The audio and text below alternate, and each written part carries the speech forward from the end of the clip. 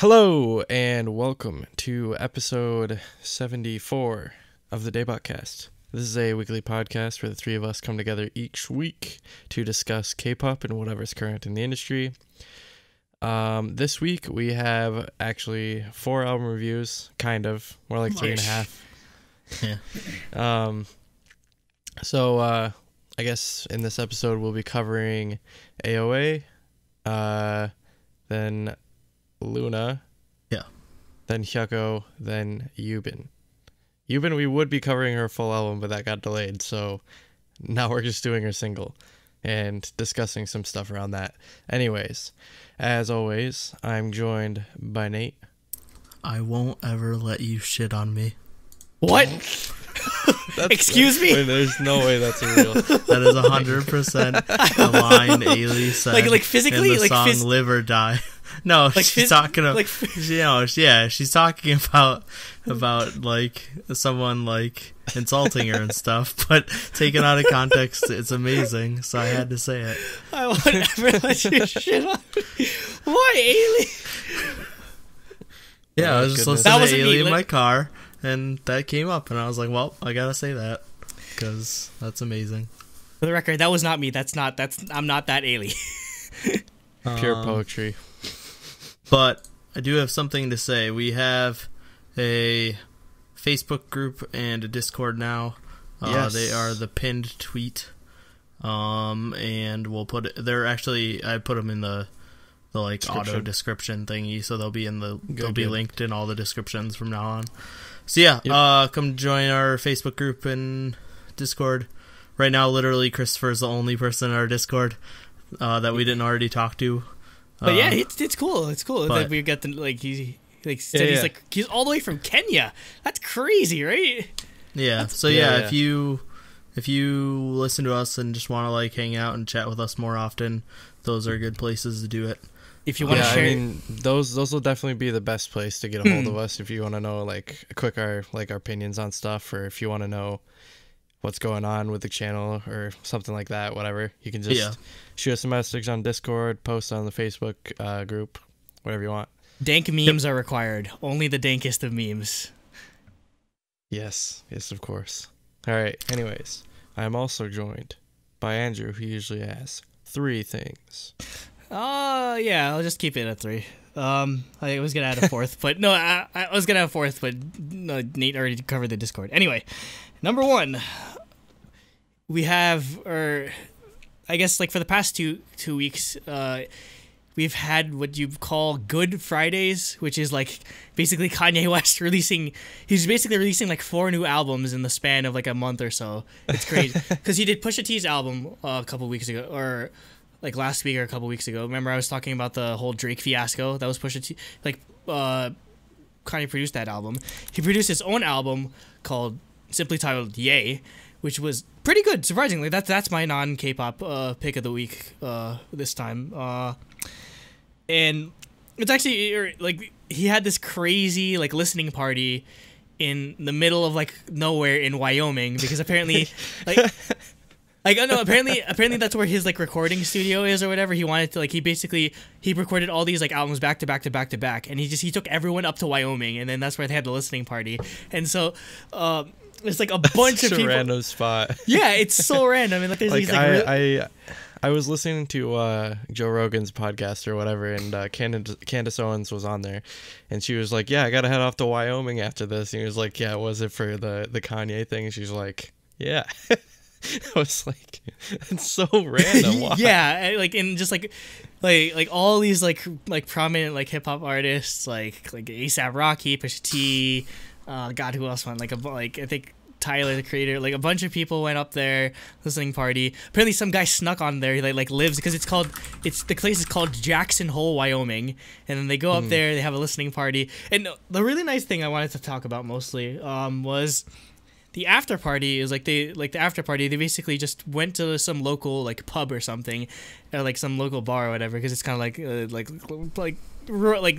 they're out in the sticks basically. Yeah. It's Wyoming. There's no downtown, I think, in that area. But they go to like this pub area and there's like this like bluegrass band playing, and so all these like really like hardcore like hood ass like rappers are just like square dancing and everything and like enjoying the music. You know, I think that's honestly that's really like that's great, because I mean I feel like like shit's really divided right now between like culture and like political and all that sort of shit. Yeah, and I feel like sure. that's an awesome like definitely like a like an intersectionality or like meeting of two different cultures. Like they can like even though they grew up in like the inner city and all that sort of stuff, they can still enjoy themselves in like the middle of Wyoming and everything. That's great. And also like Kanye talks a lot about mental health and like bipolar disorder, which he's been diagnosed with. So yeah, that's definitely why I'd recommend going to listen to that. It's probably one of my favorite works from him as of recent.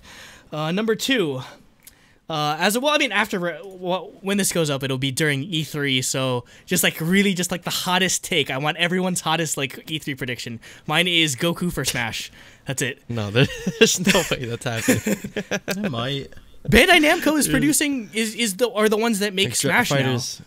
Yeah. You know they're ones. It's Sakurai and then Bandai Namco. That'd be the craziest thing in the world. So yeah, what would be. Oh my god. So yeah, I want your like hottest takes just really quick. All right, hot take. We won't see Metroid Prime 4. And everyone's going to be pissed. Nate. I don't know. I don't have any hot takes. I wasn't prepared. Kingdom Hearts 3 canceled. Oh god, no. No, please, no. Okay. I don't know. I'm gonna pass. I'll just think of one randomly. All right, and then finally, I will not be on next week because I am moving. So this is literally the last episode of the DaebakCast in this room ever. Yeah, because I'm not. Yep, we're done. It's over. We're done. Yeah, we need Andrew's room, so we can't do this anymore. We're deleting the channel. Yeah. No, please don't. Please, CJ, have mercy. No, but yeah, we'll delete the channel when we reach 50 million subscribers. But no, I think I'm good. I've lived in this house for like the past 4 years. I graduated college in this house. I got my first job here, or like my first like official job. We started this YouTube channel in this tiny bedroom. So yeah, I'm definitely gonna miss it. It'll go to, like one day when we're really super famous, someone's gonna buy this house and be like, truly Daebak started in here. So I'm really sentimental about this house because it's like I feel like this is where I became an adult. And that's it basically. Yeah. So you guys will just do a 2-man sort of thing. So next week, we're just gonna do another fireside chat like last time where we complained about these new kids and they're getting on our lawns and stuff. I was actually thinking we might just like ask the Facebook group and the Discord and people if anyone has anything they want us to talk about. So that's actually a good idea. Yeah. If you have something you want us to talk about next week, that Andrew doesn't have to be here for, like I said, join Facebook or Discord, and I'll or tweet. That's actually a great place to submit topics. So, yeah, exactly. Yeah. All right. On Topic with the 1. news. No, not news. Reviews. Yeah. I know, it's just it's catchier, you know what I mean? Anyways, AOA first. Yep. Bingle Bangle. Bang bang. Yep. So yeah, AOA is 6th mini album? They don't put numbers on Spotify unlike every rest of everyone else, so I don't know. Look it up. 5th mini album. Yeah, it says on the cover 5th mini album. Does it? I can't see the cover. I got my notes up. Bingle Bangle. I use iTunes, so it's big. And the first song is the title track, Bingle Bangle. Yeah. Which is a single. So this is like pretty much standard AOA pop song. To me, it sounds like a CF song. It sounds like what? It sounds like a CF song, for like some kind of like drink. Basically, yeah. Bingle Bangle is the name of it. What is Bingle? Like, is that just like nonsense English or? No, it means round and round. Yeah, okay. Yeah. Remember the cover of the Rat song? Remember? Bangle? Yeah. Round and round. Oh God, people don't know What that song. goes Anyway, around comes but around. no, Yeah. I thought this sounded like them doing like a LaBoom impression, basically. Well, that's just I the can see whistling. that. It's Oh, the yeah, whistling. the hui-hui. Yeah, I can't it's push 100. that. That's why, but I don't know. Overall, it's just standard pop. So for me, I mean, it's a good summer song, but it's not what I look for from AOA. I expect more, I guess, is my thing. So I guess I'll just get into my stuff. So for me, your hot I takes. felt like the transition from the pre-chorus to the chorus is really weird. The music just stops, and then it doesn't really start up at the same beat. I don't know. It just sounds really weird. I did like that the third pre-chorus changes it up. It's almost a bridge. Yuna did a good job singing, holding the singing, I thought. But yeah, just the chorus is catchy, but it's just really basic. I think that was my issue with this entire the whole album. The whole 70% of this album is just English words or something that they repeat as the chorus. There's no substantial little actual lyrics to it. Yeah, I think the choreo is really good. It's really catchy. I like the video game stuff going on in the music video. I was upset that there's no haze from G. Yeah, no, I checked every song. There's no the only time they say hey is the beginning, and it's not G-Man. It's not G-Man. But yeah, it's just it's a catchy. The chorus definitely gets stuck in your head, but it just, I was saying to Andrew earlier, or when I was listening to the album, just overall, it feels like AOA hasn't progressed with the rest of the K-pop industry into doing more interesting, complicated stuff, and they're just doing the same hook-filled pop songs. It's AOA light. Yeah, well, it's just it's even. Well, I mean, that's I don't know. It's what they've always done. It's the essentials, but nothing more. Yeah, that's what I mean by that. Yeah, but I just I don't know. I feel nowadays the industry is so much more interesting. We get stuff like Dreamcatcher and Stray Kids and Hyukoh, and BTS is trying a bunch of different things. And, well, I mean, let's just kind of be honest about the conversation. Does AOA have the personnel to sort of attempt a more complicated sort of musical structure than just what? Yeah, I think they do. Well, I mean, Yuna's a really good singer. singer.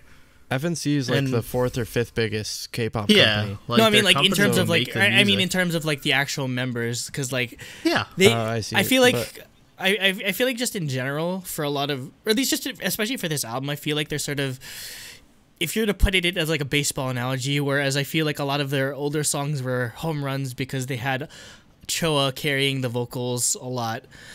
I feel a lot of these were just kind of singles, if that makes it not actual I feel they gave them something more manageable for the vocal or the sort of talent that they have left. Cause I don't know. I mean, I don't know. I don't agree with that just because I don't think their other singles were vocally interesting either.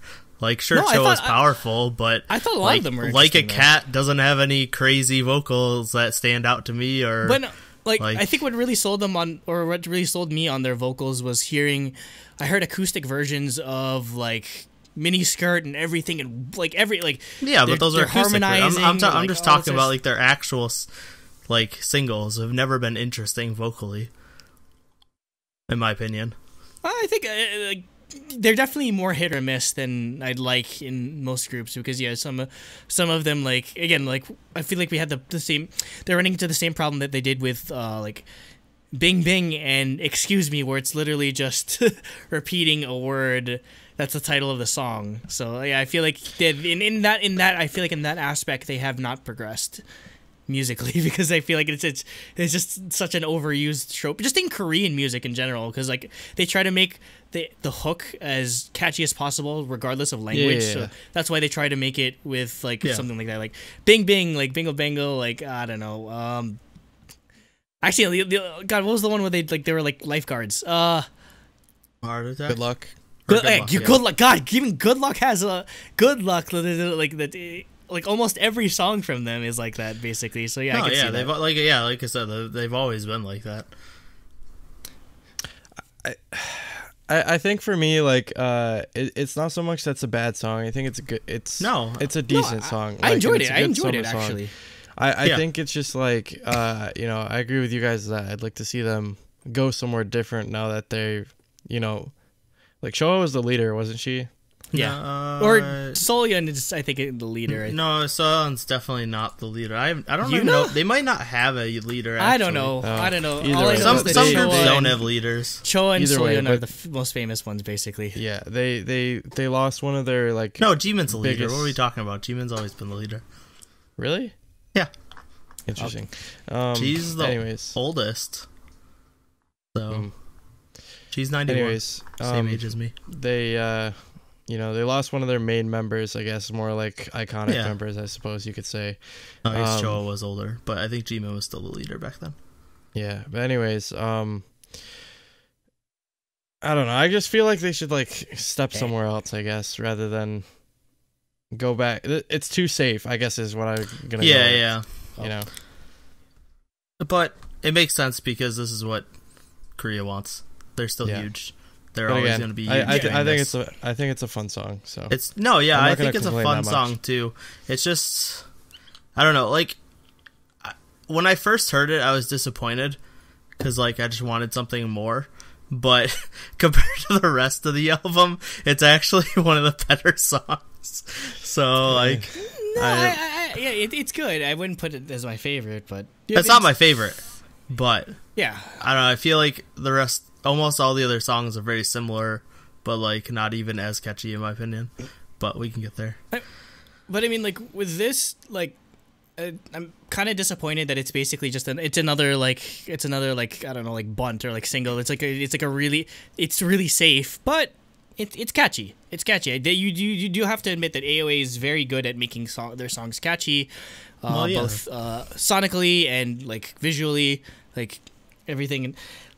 I don't know, just like it's enjoyable to a degree. Obviously, like some of the instrumental choices are still kind of weird. Like there's freaking like banjo playing in the background or something like that. I don't know. I always also, welcome a banjo. It's so underutilized. I mean, like it kind of fit, I guess. But for as much as I like the video game sort of elements to it, I don't know, like just felt kind of easy. I don't know, or like it felt kind of like overplayed to some degree. Okay, we're back. Sorry, we had some technical difficulties, but I think we said enough about Bingle Bangle and the rest of AOA. So we will move on to Super Duper. We said, another song where they like to say the name of the song in the chorus a lot. Super Duper Duper. That's literally the entire thing. More mature, sexy pop stuff. I really like the instrumentals and the verses in the song, as well as the bridge.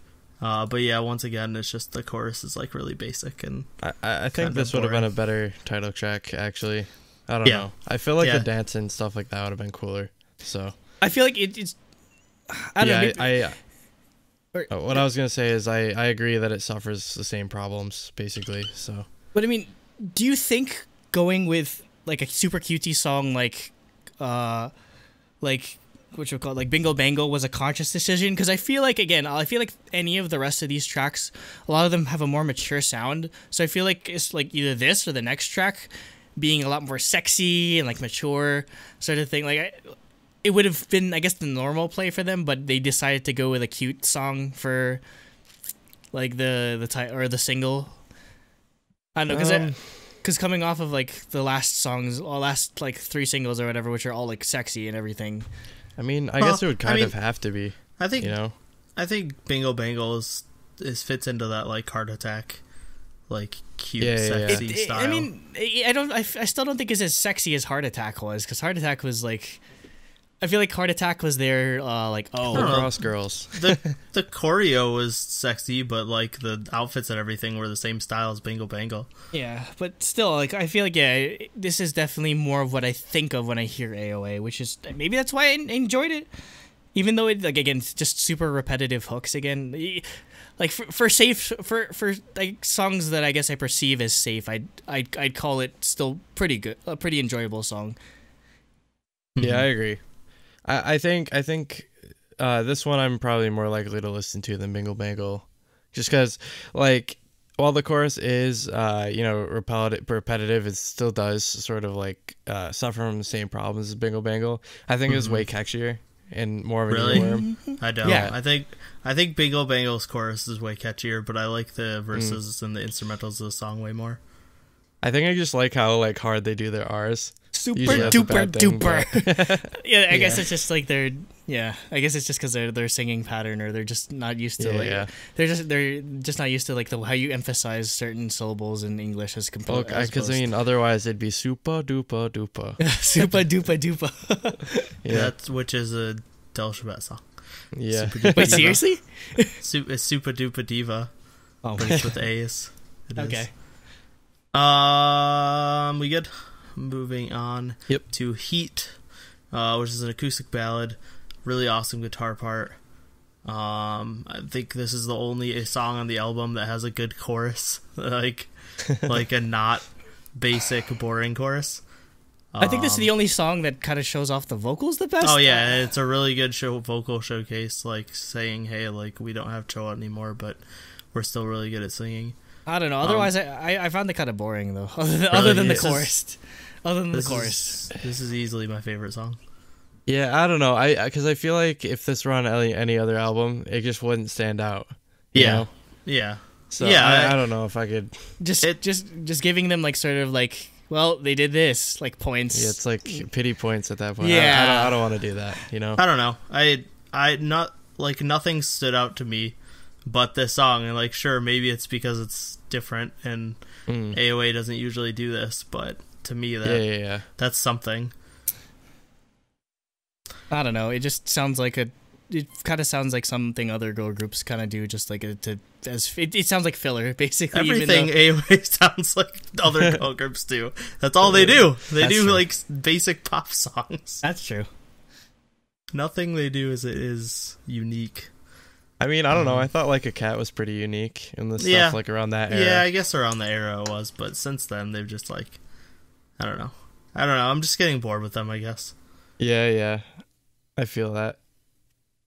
So nothing else about Heat for you guys. Okay, next is Lottie Dottie. My favorite song.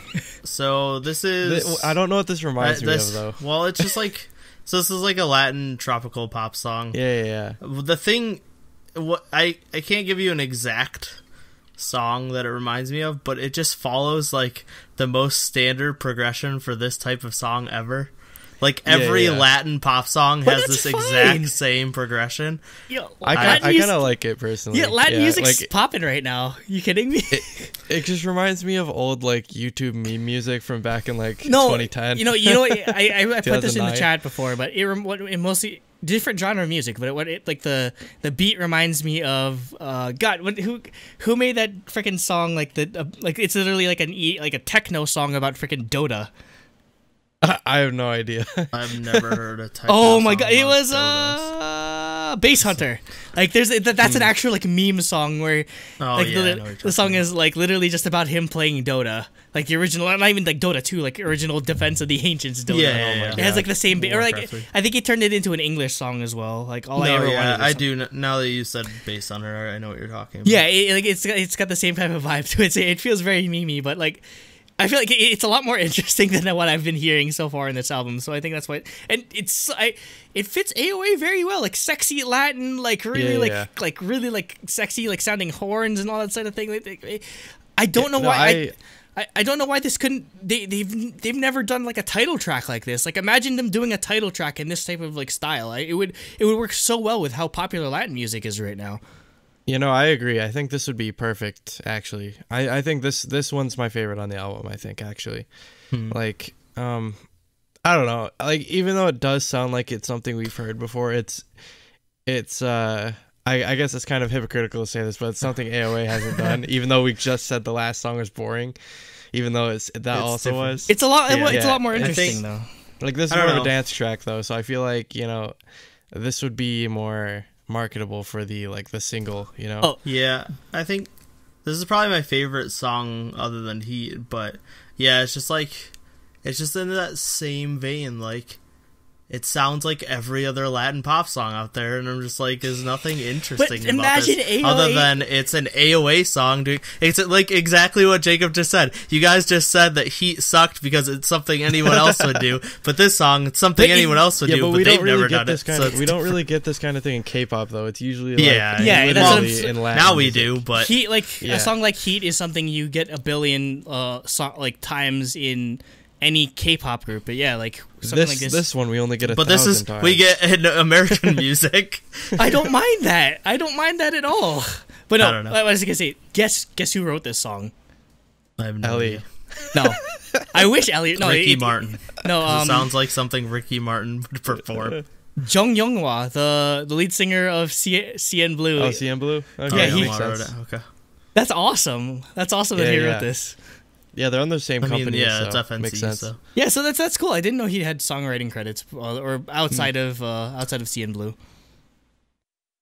Yeah, I don't know. I wonder if maybe it was supposed to be a CN Blue song originally. It sounds like something CN Blue would do. Like I could see it. Like they used like rock instruments. Instead of, if it was more rock based, but like a Latin rock. Damn! Now I want to see. Now I want to see a version of this with CN Blue. Now that you mention it, damn. Get on it, CN Blue again. Period. Yeah, just like same. live. They were incredible last year. Mm-hmm. Next we Yogurt have song. Parfait. So this reminds me of like a boring FX song, doesn't it? This reminds me of Twice. No, see this to me. This sounds like an FX song. It's got like the weird experimental stuff going on, but it's just not nearly as crazy or interesting as an FX song. For me, when I first listened to this, when I first heard the da da da da da da, I just started laughing. I was like, "Why?"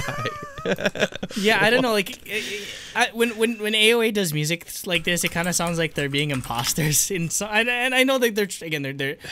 I guess it's. I feel like the reason why they're going with Bingle Bangle and like this type of music is, I guess it's just sexy isn't as popular.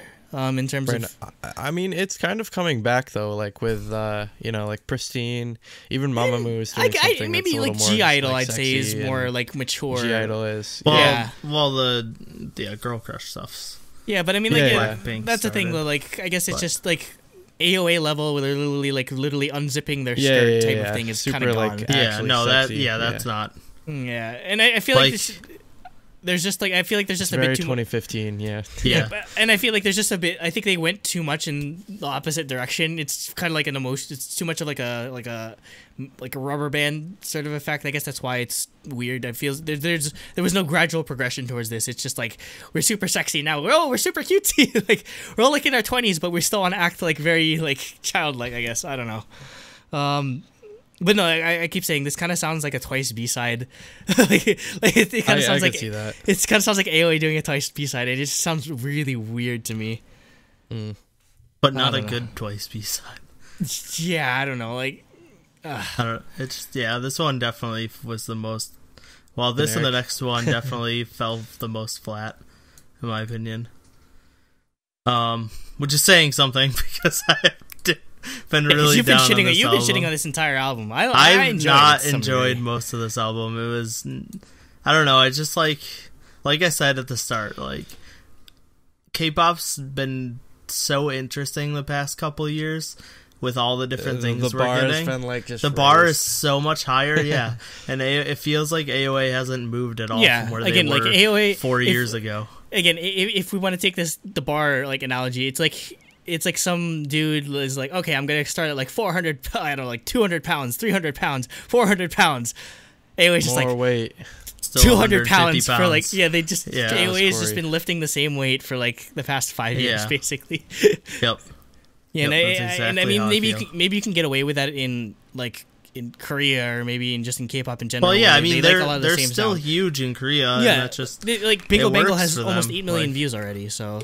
Then it was number 3 with the only people ahead of them being BTS and Bubblegum. Yeah, people you will never pass in the ever. Yeah, so like it's just us on this end, but yeah, I do feel like I think it's international fans in general though. Yeah, because I mean, like, music moves at such a faster pace in comparison. So like for them to just remain so stagnant is why we're just really super bored of it, I guess. Yeah. Anyway. Moving on, the last one is Do Do Do. It's a cover of Do, We do, Like do, do, by do. We Like. It's a cover of the Blackpink. It's a cover of the Blackpink song that isn't even out yet. Oh wait, yeah, That's I true. forgot that is one. No, of Blackpink is a cover of Do this. Do Do. We just need to remember that. Come a couple weeks from now. But yeah, this is another just like Latin sounding pop song. I literally had no notes on the song. I was The like, song this reminded is me of like very if you put basic sounding. It reminded me like if you put it in 8-bit, it'd sound like a Tetris song to me. Da, I do, don't- do, do, do, do, do, do, do. It Yeah. hits super fast Yeah, when you're yeah. trying when the blocks are. Yeah, Yeah, exactly. I feel you on that. Like, I don't know. That's pretty much my thoughts on that song. Like, it didn't really stand out as well. I had no thoughts. Your thoughts were, it sounds like It a sounds like Tetris, Tetris song song. if it was made in I enjoyed 8-bit. it. I enjoyed it. I think because like, I think Jimin's rap was pretty good in this one. Yeah, Jimin's rap was good. Okay. I mean, like the. Speaking of which, it was not I don't. good in Bingle. I don't know who's doing the high notes, but I mean, like, I get they're Yuna. just. Yeah, I get that they're trying to attempt like to cover the vocal range that Showa had, so I can appreciate that. Yeah, this was a solid track. I mean, again, like nothing on here is just like super stand out, but they're playing to their strengths. I don't think they're not pushing the envelope on this very much. Yeah. I think I'm just bored of their strengths. Yeah, at and this no, point. like I guess this is like.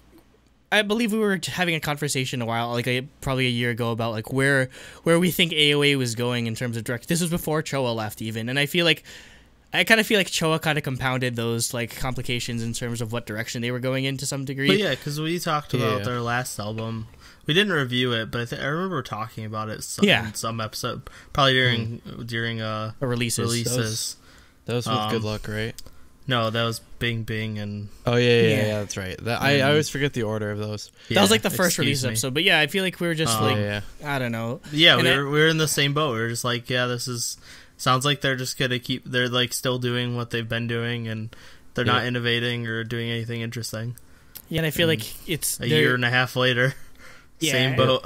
And I mean, hey, they're doing well in Korea, but I mean, they're gonna get Yeah, tired. there's no reason for them to change. I feel I like they're just feel still like it'll there's- run out well. eventually. Yeah, you know? there's only so many times you can beat a dead horse before there's just like it's just like particles, and I'm pretty sure. literally beat it into particles. Yeah, I think at this point, like, yeah, it's just at this point, AOA, I feel like it's like atoms at this point. There's just like nothing there, just swinging at air mostly. I don't know, I'd love for them to take just like a I don't know, like a 180 like degree turn and just like take us in a new different direction, because I feel like Do something crazy. there's a lot of talent here still. I mean, like Soyeon gets kind of shit on. She's like, oh, she's just like a pretty face, but she says good singing talent. Jimin's good rapper. Oh yeah, they can all Yuna's sing still really solid. well. Yeah, Like it's just yeah, Yuna's definitely was always underrated when Choa was there. So like I was Yeah. actually a little Yeah. happy that she's finally gonna get to shine more. yeah. So But I feel like They're not giving them the songs to do that. Yeah, they need Yep. to challenge them. Give them a pristine V style 90s R&B song, like Yeah. something That like, totally like fit that them, would too. fit them well, and it would be something new and interesting from them. Yeah, and like musically wise, you're not gonna be short or hard pressed to find producers that can do that. I know FNC really loves working in house, but I mean you can get like there's a bunch of people that can sort of make an R&B style, make it I don't know like more electronic as opposed to like the sort of like I don't know just like sexy R&B that they do. Like there's just it's very easy just to like you don't even have to change the formula all too much. You just got to give us something new because like they've been coming at it from the same angle, so they gotta find a new slant. As Brian Colangelo, the former president or like the basketball operations said, It's a normal collar, okay. find a new slant. All right, Okay, let's do our ratings. You get the rare low ranking from me. 0 out of 10. No, No- I didn't no- give it. no BTS Did I? cycle, Did I? 0 I out of gave. 10. I was gonna say, what did I give a 0 out of 10? I don't think you've ever given Recently? no. I never actually. I seriously gave BTS a 0 out of 10 Okay, for jokingly. no cipher. Yeah. Okay. For me, this was a 3-2-1. So Wow. 3 for music. I really was not impressed by the music on this album. And just folks, let's put this in perspective. Nate is the unabashed. Is the Paula Abdul. I've given Nate, truly Daebak. Yeah, exactly. He especially when it comes to girl groups, he gives them a pass on everything. Almost. You know what that means? Andrew is Simon, and I'm Randy Jackson. You have to say dog more. Yeah, I was say dog. Dog. Yeah. I don't know. It's just like it's that same boat that Jessica was in. Like I gave her a 6 too. Is like the music's just not interesting anymore, and like they need to change something up. And then like I liked the video game stuff. Like I really liked the choreo actually for Bingle Bangle, but nothing like blew me away. So that's 2, and then I still give him a bias point. But yeah, like it was close to a 7. I debated between a 4 and a 3 for music. But yeah, I don't know. After listening to the other 2, or like then listening to the other 2 albums that we're reviewing, it's just like I can't. It's not even comparable at all. Yeah, we picked the bad week. It's non-comparable at all. So it's a 6 for me. I still gave them a 7 because I mean, again, it's very safe, but I feel like it was still executed because I mean, like it's again, I'd say that 7 is kind of me being lenient, but I do. It's just because I do think that there's something that they can still get out of AOA before they're just like, I don't know, done. I don't know. They're still super popular. They definitely could. It's just like they need to try something new. Yeah. And I don't even think they necessarily even need to step outside their comfort zone to do that. No, they don't. No. I mean, the precedent's there. I mean, if they're not, they don't have to push the boundaries, a la Dreamcatcher or I don't know, maybe EXID going with like a New Jack Swing sort of retro vibe. But I mean, just something. I still believe in AOA, I guess, even though my bias is gone now. So 4 out of 6 for music. 2 out of 3 for concept, and like I would have given it a 3 if they did something more interesting with like the 8-bit thing. But man, I'm bored of it. And I mean, I gave it 1 point solely off the fact that there's a GameCube in it, but I gave it a -1 because there's no melee. So there exists a GameCube in this MV. Yeah, that is like 1. And obviously there's still a bias point. I honestly don't know who my AOA bias is now. Maybe Solyon, I don't know. I really don't want to be basic. Maybe Jimin, I don't know. Maybe, but she looks weird because she's not like Samuel L. Jackson anymore. Your bias is Samuel L. Jackson. So yeah, 7 out of 10 for me. So I gave it the same rating as Andrew. I went 4-2-1. So basically, we were both only like 1 point off from Nate. Like I don't know. I think all the songs are at least competent. They're not like just bad. They just like a lot of them did stand out. I think a lot of it comes due to the fact that, you know, AOA is already a, you know, well-established group, and this seems more like an album that a rookie group would come out with for their first mini album. You know. So like it's solid. I guess I just expect more is all. So but then you look at rookie groups like Stray Kids and G Idol. They're putting out 10 out of 10s for their debut albums. Yeah, and I mean, and I guess again, just keep making analogies. It feels like they're not throwing haymakers anymore. They're like shadow boxing.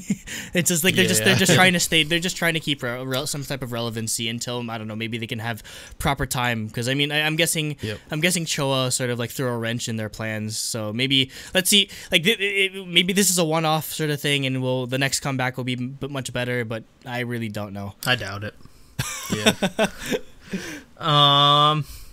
So that's a 7 out of 10 overall.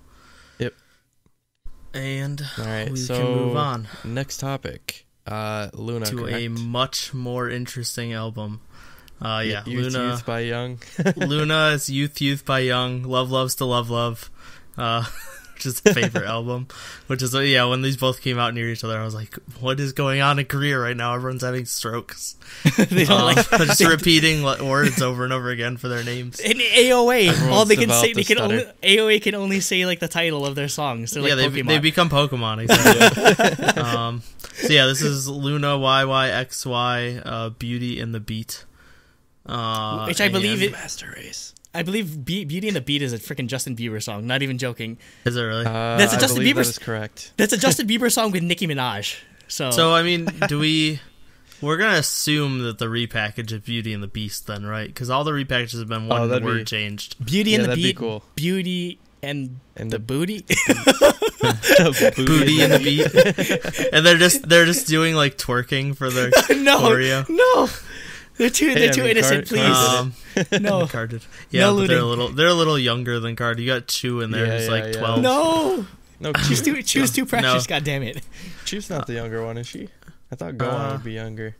She was like 17 or something like that. Or like I don't know, 18 or something. I don't know.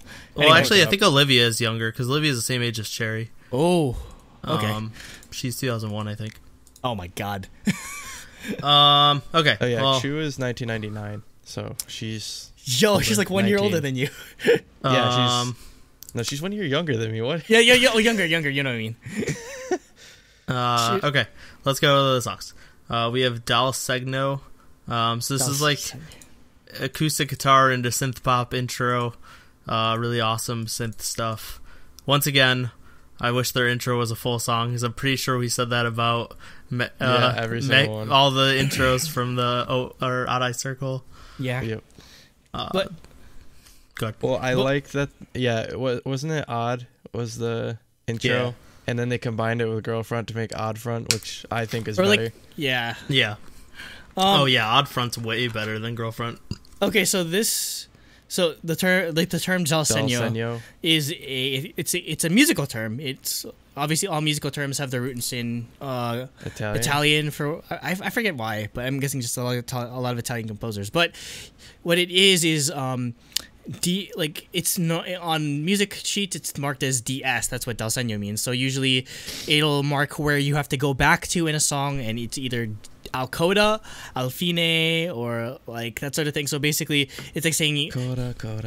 It's like you go back to the side, you go back to like this part of the song, or you go back to the top. So it's really cool for them to call it Dalsenyo. It's like the first song, and like it's like the intro. And if you I play it on loop, so obviously it would go back to this track like all the time. So yeah, it's like I love just like all these like nods to sort of musical terms like this, and it just reminds me of how I made this tweet. It reminds me of how my music teacher in high school, Mr. Perdoni, because it would be DS, like it'd be like Dalsenye or like or Alsenye or Al Capo or like DS like. So he'd say like it either goes to da cap or da sign just to like make it like stupider for us to remember. But yeah, I love the song. Obviously, just like anything electropop, great lead-in track. Just needs to be an actual song. Yeah. Let's get Senyo Forever or something like that in the next album, like Odd Eye Circle did. Yeah, that'd be really cool. I wouldn't be surprised. Okay. Moving on to Love Forever, featuring Grimes. First thing I gotta say before anything, Grimes' voice is terrifying. I don't like it. She's it's like creepy as hell. She's like a 30-something-year-old woman, and she sounds like a. I don't like it. I believe the term for this is called a legal lolly, like where they sound like they're an adult. They sound like they're 6 years old. That's kind of her thing. I don't like it. I don't mind it. I mean, I don't like it. I can't do it. And I'm guessing I always have to turn it down when I'm listening in the car because I listen like on the way back home from work. Down? I listen to with my windows down. You don't want people judging you. He's like, yo, what the hell is this guy? I don't want this. Listen to children's this weird Grimes voice. I know. I don't like it. I don't like it at all. But like I'm fine with them like just listening in my headphones. But like I don't want people to be like, I'm not gonna turn it down. But it's just creepy to me. No, I just do because my windows are down. She basically pulled like a JYP or like a Tiffany in this song. She's like the intro. Yep. Okay. I was expecting her to do like production or something on the song. But I wasn't really sure what she was gonna do. But I mean, maybe she'll have something on the replay. That is her in the music video, right? No, it's not. Okay, I have no idea what she looks like. No, that's not her. Okay. That's some Belgian woman. It's some random European woman. Okay, I don't know. I don't know what Grimes looks like. There was a picture of her. There was a picture of her with because she's dating Elon Musk. Yeah, but that was from the Met Gala where she was dressed up like a Final Fantasy villain. She always dresses like that. I don't know that. I don't know anything about these people. All I know is her voice terrifies me. All the pictures that I see her in, she's just like an anime character in my opinion. Oh, but like I think there's actually supposed to be a song where LOONA features on a Grimes track, so we might see her production on something involving them. I don't know. Might have just been a rumor, but that'd be cool if they got to return the favor. Yeah, that'd be really cool. Okay, let's move on to the actual song. So for me, when I first heard it, this is not what I expected based on like the solos from like Eve or Olivia. Like I wanted more like synthy and like dark or like chill. But it's like really growing on me actually. Yeah, same. It's like really catchy. I really like this song. It's just like a fun, bouncy song. Like even the choreo is like really bouncy and just fun. So good. There's okay. What I was gonna say is like I think I like it more than Girlfront, but less than Sweet Crazy Love. I think is where I put it. I don't know. I haven't reminisced on my placings yet. Yeah, I'd have to think about it. I mean, we're gonna do it for the LOONA episode eventually, anyway. Oh yeah. But I think Girlfront really grew on me, so I don't know if this passed Girlfront yet. I don't know, maybe. But it's not past Oddfront though. No, Oddfront is amazing. Well, it's not past Sweet Crazy Love either. I don't think anything will pass Sweet Crazy Love. But yeah. But also one thing. Two more things for me. One, we never get dubstep breakdowns in K-pop anymore. So I was like, "What is going on? Oh my god! What year is it?" I guess I don't know. It wasn't crazy, but just hearing one again was like throwback to Bubble Pop era. Where we got dubstep like breakdowns in every song. Yeah, exactly. Whoop. And then I like the dichotomy of the fun song and then the fact that the music video is basically a horror music video with Olivia trying to kill them all. Yeah, because like I don't know, I'm a huge LOONA fan, but I'm the worst at keeping up with. Like, I don't know any of the lore or anything, but I just Olivia's very creepy. We need like you know how like on Pawn Stars they have like the expert. We need a LOONA expert. Yeah, we need a LOONA lore expert. Basically, I know a guy, and I'll call him in. Yeah, we'll call it. Yeah, exactly. Yeah, we just need a LOONA expert to just explain. We just all right. Hello, Cooper. I don't know if Cooper knows either, though. I don't think anyone knows. He's really into LOONA. I mean, yeah, no one understands. It's like BTS's music videos. Nobody gets them. They just try to guess. As they said on the slang term for black people in Paris, nobody knows what it means, but it's provocative. Anyway, on this actual, it same sort of boat, Nate, that I was just like, oh, I thought I didn't like it as much, but oh man, I feel it. What won me over on this song is the instrumentals. It's just so super catchy, super strong, like punchy, like synths and all this sort of like almost it's like a chiptune song basically. Like there's a YouTuber that just he just turns like K-pop songs into like chiptunes, like 8-bit sort of thing. He doesn't have to work that hard for this song at all. It's perfect for it's so perfect for it. The only marks I'd have against it is it's kind of the same problem I had just with the single where Go On's singing voices, she definitely needs some work. Her vocals are a bit raw because there's some parts during the song where it's like the you hoo hoo hoo, like it's kind of like it's definitely kind of raw. So I mean it's understandable though. I can give some leeway considering basically we're getting like a bunch of like we're getting 12-member group where everyone has a lot of vocals, and I mean not everyone's going to have vocals on the main like OT12 sort of thing. So it's understandable. They did a good job of making the song fit well with like the personnel they had, where basically they'd give like Go On what she can handle vocally, they'd give like Eve what she can handle vocally, and then Chu just card carried the hell out of the high notes and everything, and I'm so happy that she's my bias level at Stan Talent, man. Chuves. Yeah. Actually, I guess it would just be Chuve. Yeah, I guess, Eve. But with again choreography simple but very well executed. No, choreo's really good. Though my favorite part, like besides the ending thing, my favorite part is just like during the chorus, like that skip choreography. Oh my god! Oh, it's so good. Yep, it is and then really obviously good. Like I've heard of like groups having an ending fairy, but they're all ending fairies. Like that's whole section where it's like doing the heart and like this and like this. Yeah. Oh. That might be one of like the best ending things. When they I've did ever it live, though, it was the same problem that AOA had, where they keep the cameras on too long, so they just had to do it awkwardly for like 20 seconds, and it just starts to look bad. It's so because it's the same as very very had the same problem where they did the little yeah, they did the but they did that for like 20 seconds because the camera stays on.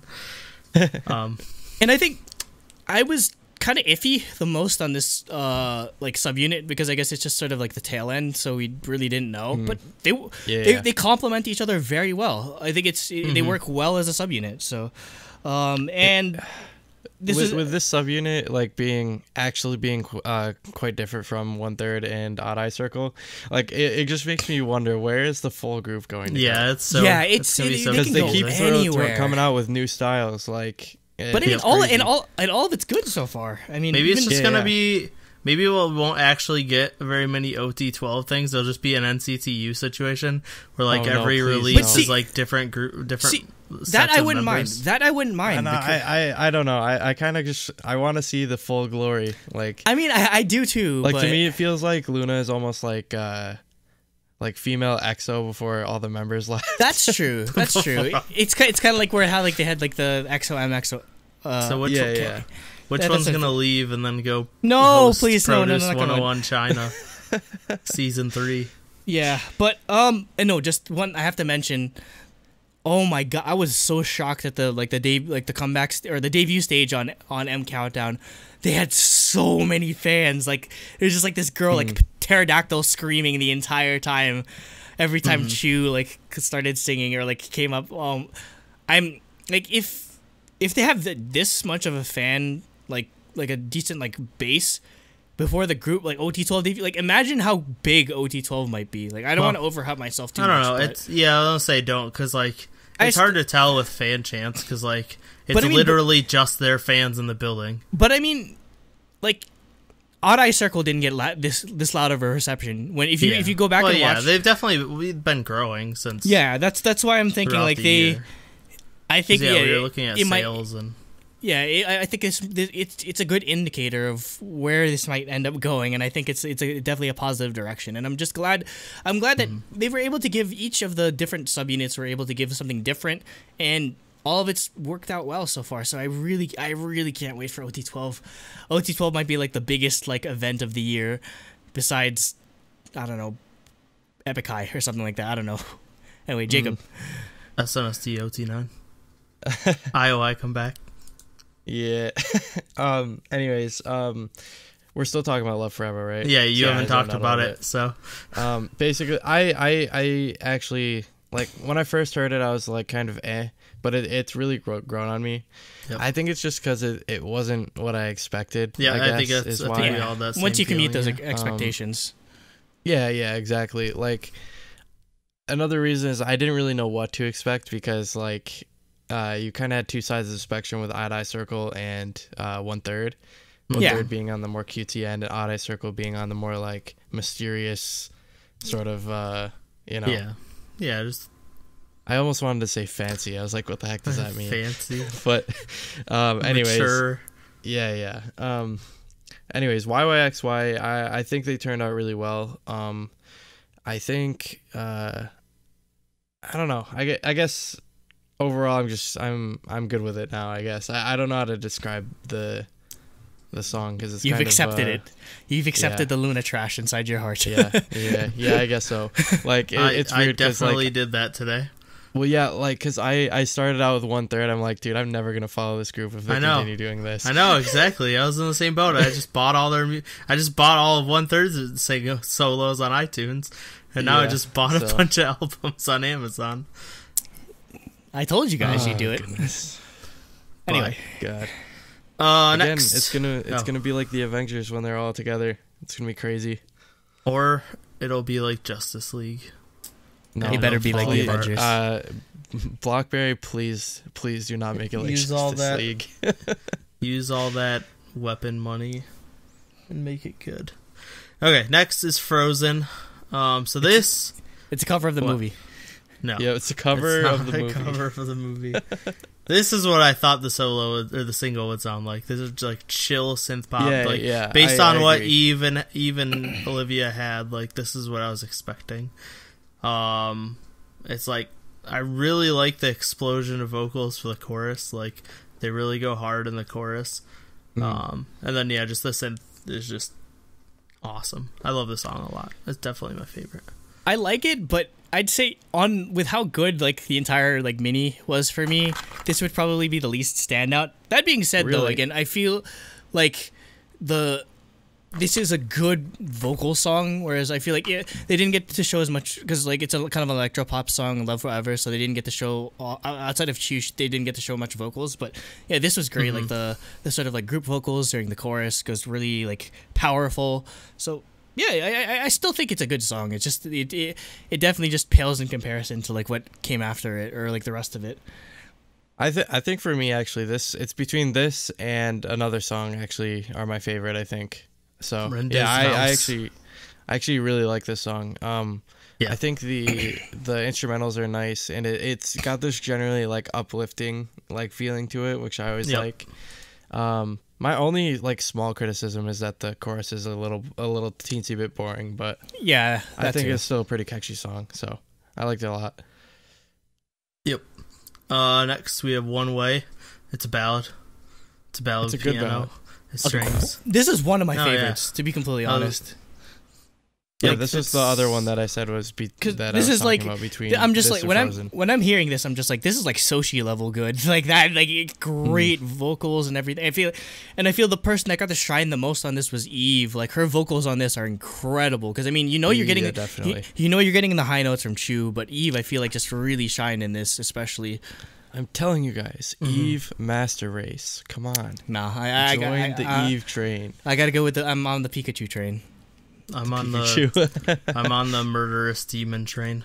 Murderous demon. Okay. Why do we pick different members for every subunit in terms of bias? We did, yeah. OEC, we all have different biases too. Oh wait, is Olivia your overall bias too, or is it still Cherry? No, Cherry's still my overall bias. Okay. But yeah, again, like this. It's just so like good and multi-layered. Like the chorus is just incredible with this, and I'm glad they got to show this off again too, because I can't wait for what OT12 ballads are gonna sound like. My god! If they have this many vocalists, it's basically like SM the ballad except it's one group. I really hope OT12 is a full album. Oh please. I think it kind of has to be because there's just so many. If it's just a mini, I feel like it's just like it's like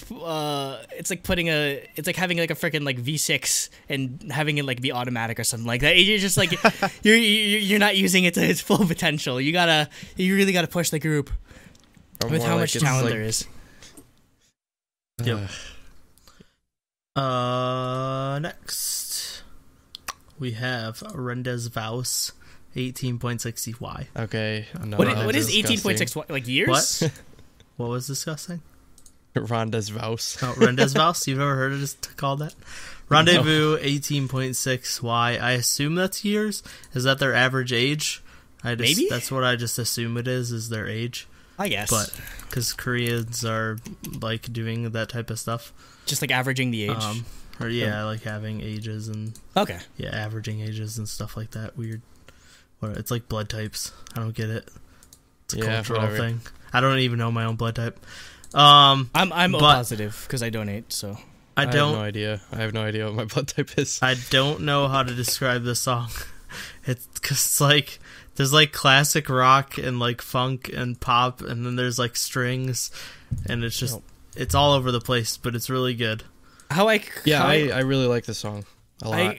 I sort of explain this as this is their version of Lunatic, if that makes any sense at all. It's kind of got like that dream pop sort of like aspects to it, but the instrumentals are very different, and it's cool that we can sort of have analogous sort of songs between the different groups, because I think that's going to pay off in the end when they can sort of just come together as a cohesive unit like this. Mm-hmm. And also like the jazz bridge where they bring in like the really like nice like light taps on like the crash cymbal and everything. I love that. Just like really well put together song. I keep that's like half the album now. I think this also may be one of my favorites as well. Like I think that this is a really really strong mini. Like surprisingly strong. Like I'm not sure if it like, cause on first listen, I was kind of like lukewarm. Now, like that I've listened to it like 4 or 5 times, like it's really, really well done. Mm-hmm. I mean, I kind of had a similar reaction to Odd Eye Circle as well, actually. Yeah, where they grew on you. Yeah, exactly. Because it's all like, it's not like completely brand new, but like they do put like their own spin on it, you know. Yeah, I think and they have some sort of like LOONA quality, you know. Yeah, I think it's just such an unknown sort of like factor when it comes to K-pop at this point. We're not used to it yet, so it's just like, oh, what is this? It's different. Let's get rid of it. Basically, that's sort of like their gut reaction. But once we sort of acclimatize ourselves to the sort of the style of music that they do, it's incredible. Yeah, I mean, it's like the first time I listened to EXO's Wolf or FX's Red Light the first time. Well, I mean, but not as bad. Red Light's grown on me, but I still hate Wolf. Everybody hates Wolf. Although I know somebody at school and her favorite EXO song is Wolf. God, people like that are weird. Yeah, I think like the singing the song really stood out too. Their voices like really well blend together really well. That's definitely the part that reminded me the most about like with Lunatic, because Lunatic has the same sort of like where they do a lot of group like vocals like that. So yep, really good. Okay, overall rankings, the opposite of AOA. I gave it a 6 for music, 2 for style or concept, and a 1 for bias. So they got a 9 out of 10, which is the same I gave Max and Match. I actually went back and looked. I gave Mix and Match a 7, and I gave Max and Match a 9. You heathen! It's because I really did not like Girlfront when I first heard it. The song has grown on me a lot. I would have not. I would have not given. Where is Love Cherry Motion? Exactly. I would have not given Mix and Match a 7 anymore. But when I first heard Girlfront, I did not like that song a lot at all. But yeah, this is a 9 out of 10 for me. I really like all the songs. I really like how the unit blends together. So close to a 10, but not quite. Yeah, the place that came close was music. I was kind of just iffy on Frozen, which is why I only ended up giving a 5 out of 6. So it's very close, 5 out of 6 for music. Everything's kind of different between each of the groups, but I do like that it's basically the opposite problem that we have with a lot of K-pop groups, where they're just too similar to like they never evolve. Where I feel like we're never gonna have that problem with we're never gonna have that problem. LOONA. We're always going to get taken on a wild ride, and I don't want to get off of Mr. Blackberry's wild ride. 5 out of 6 for music, 3 out of 3 for concept. I think a lot of that just like carry on both like I guess like their outfits, because I love like the whole like sort of like preppy like European like proper like rich schoolgirl kind of like look, thing. And then I love the choreographies. Like the only thing I'd say would be the music video does not give the choreography any sort of justice. So much like this is one of the rare cases where I'd say like I insist on watching like the live performance, because you're getting so much more out of the choreography. And obviously you 1 out of 1. I'd give it 2 out of 1 for bias, because goddamn I'm a LOONA stan till the day I die. I was about to say that take 1 point out of 1 and put it in bias so that I can give it to Eve. Yeah. So yeah, it's a 9 out of 10 for me, but I was pleasantly surprised with how much I enjoyed this. Yeah. So for me, I also gave it the same as Nate. I said 6 out of 6 for music, 2 out of 3 for concept, and 1 out of 1 for bias point. So like the music, all the songs are really, really good. And I don't know, they just feel really like nice and fresh, I guess. Something different than we normally get, I guess, in K-pop. Maybe that's that Weapons Money talking, but oh, definitely. But yeah, like I'm really, really glad that with how LOONA has progressed, because like if you go back and look at our old like releases episodes, I used to like shit on LOONA. Oh yeah, me and you hated LOONA. I was on the train since Yojin, because remember we covered first like when it was still monthly girl releases. Like when Yojin came out, I was just like, I love this concept. I'm gonna stand everything. Yeah. Jacob and I did not. And again, I was like, meh, boring. And I hope they have some sort of impact on the rest of the music industry, not only with just like the concept of like having like a girl of the month or boy of the month sort of thing, but with how they're able to, again, like how they're able to just experiment with their sound so much. And I hope that like leaks into other. I hope that everyone takes note of like what they're doing here, because I think it's been executed to a T. And I mean, they're definitely the most expensive girl group so far. Oh my god, yeah! This like 100%. I honestly don't think there's any other debut project that will ever top like the amount of money they've spent. Like, cause they've traveled to like foreign countries to film the music videos. They filmed multiple music videos. They've released literally God knows how many like this is the 17th physical release. Oh for this my group god, that hasn't debuted yet. like. I don't know why nobody ever thought of this before. I guess because they don't have the money. It costs so much, yeah. Yeah. Like an individual single album for every member, plus subunit albums and a repackage. Yep. Like also, actually, like shooting straight out like rapid fire throughout the whole year. Like, oh my god. Yeah. This is the 18th because they had the Carol 2.0. Yeah, that's true. Oh, which is great. I love Hero 2.0. But yeah, so this would average out to about a 9, right? We all gave it 9. Yeah, a 9. Yeah. Okay, that's good. That makes it shiny. easy. It gets a shiny easily. Yep. Let's move on. All right, third Topic 3. topic: Hyukoh. Hyukoh 24. 24. How to find true because love Ohyuk is 24 and now. happiness. Aren't they all the same age? I have no idea. I just looked up Ohyuk's age. I think they're all the same age. That's why they might be the 24 or whatever. But Yeah. This is the first album with a subtitle on it, right? Yes, it is. The rest of them 23 didn't have one. I thought 23 had one. No, because it was just 20, 22, 23. 23, I and then thought I mean 23 there was the subtitle. Panda Bear EP, but I mean that's that, or like the mini sort of thing. I But think it was a single. single, yeah, it was like a I can single check, album. though. There was like a couple other songs on there, but I mean, yeah, the point stands that this is the first major release of the numbers with a subtitle on it. Mm-hmm. Yeah, Panda Bear was a single and had one other song on there called Bamboo. Which is a great song, by the way. I love that. Yep. Okay. First song is Graduation. For this, like, I really liked the dichotomy of like the chill singing and then the sped up like chorus and instrumental. And then like the distorted guitar and the sped up sections that the song ends with, I really, really liked. Dude, immediately as I heard this, I was like, yes, Hyukoh's back. Mm-hmm. I needed this. I needed this in my life. Like, Even though it hasn't even been that long since 23, I'm just like, oh my god. This is the first. Is this the first time they've had ago. like back-to-back releases in terms of years? Because I feel like there's always been. Definitely. Yeah, because they usually they're an actual band, so they space out their music releases more than. And I mean, Hyukoh has a bunch of side projects, it's just solo stuff. So, like, yeah, he's not always like doing stuff under the.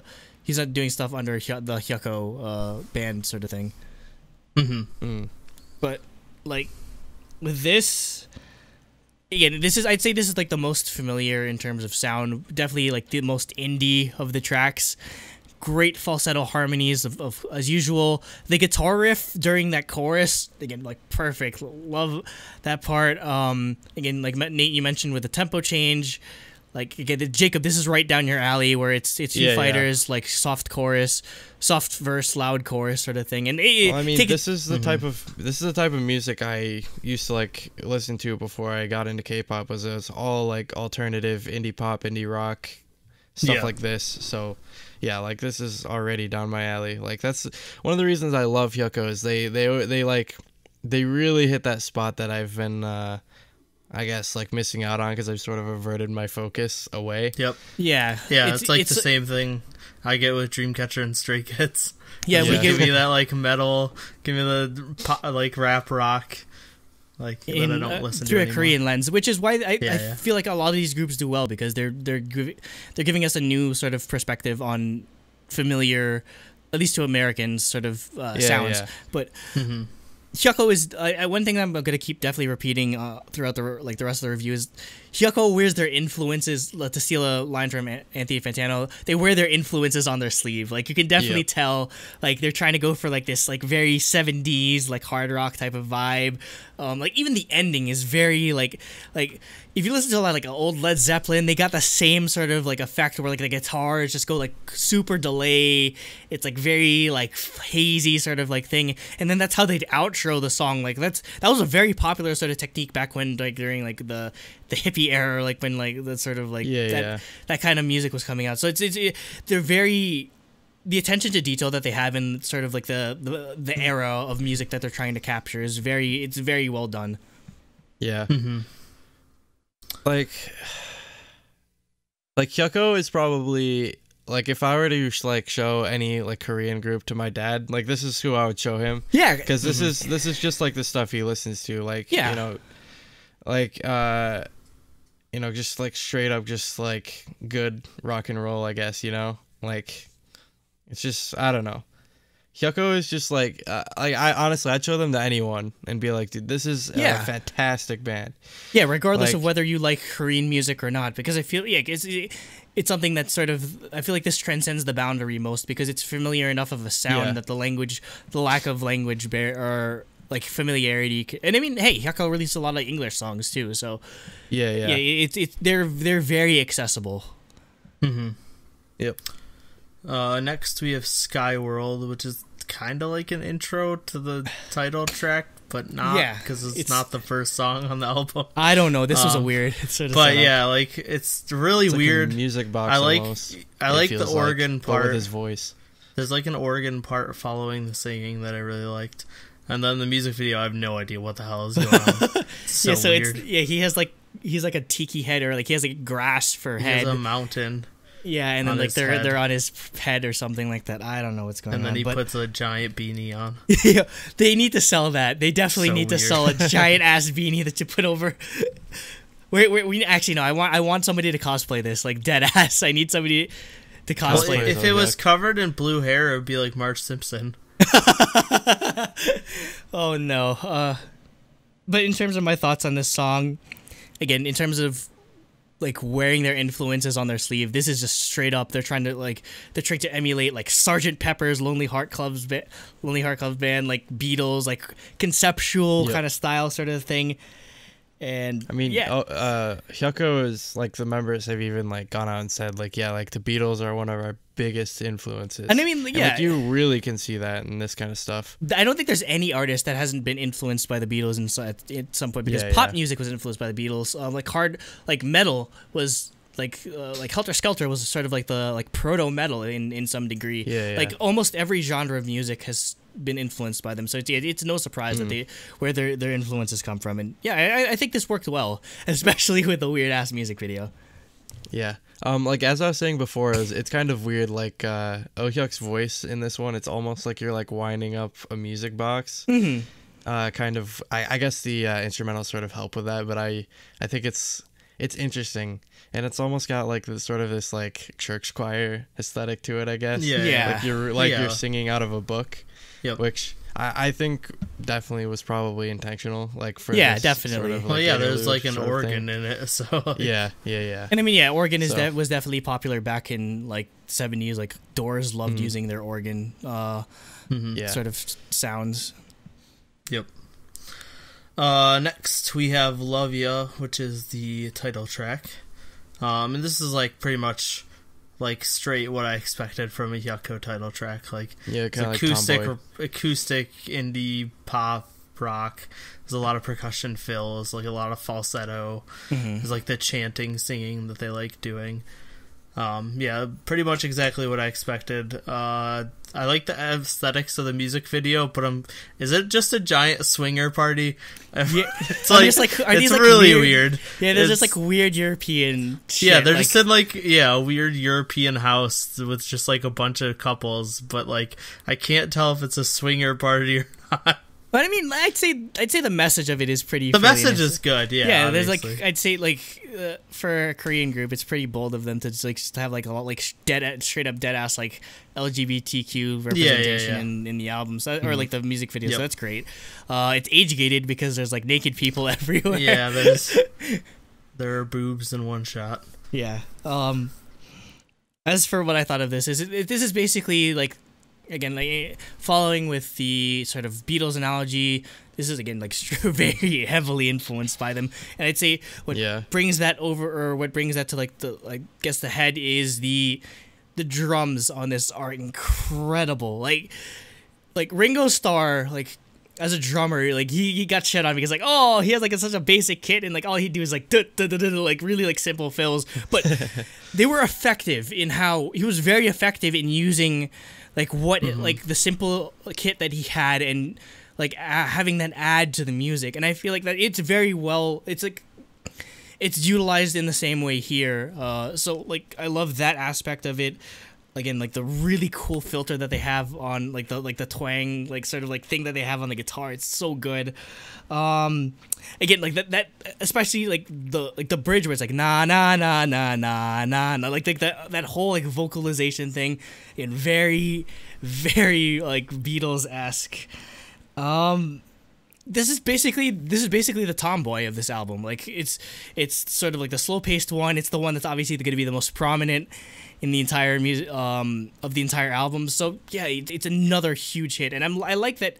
I like that it's a bit of a different sort of take for Hyukoh. Like this album was definitely a lot more mellow than I thought it was going to be in comparison, because 23 was like very like hard hitting, and like there was a lot of like hard rock influence. But yeah, I think this is still it was still well executed. Yep. I think this definitely serves as like the sort of like tomboy of this album, I guess, if I were to liken it to another one of their songs. And yeah, I think it's definitely effective at that. It's like got the sort of like almost like anthem feeling. Yeah. And you know, I don't know. It's nice, easy listening. I guess it's like staple Hyukoh, I guess, as Nate was saying. But you know, yeah, I don't know.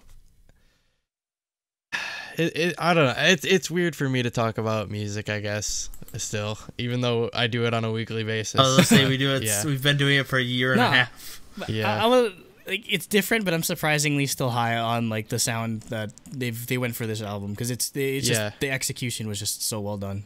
Well, I just love that Hyukoh, like they keep their sort of you know, their own sound, but at the same time they always bring something that's like very, very different.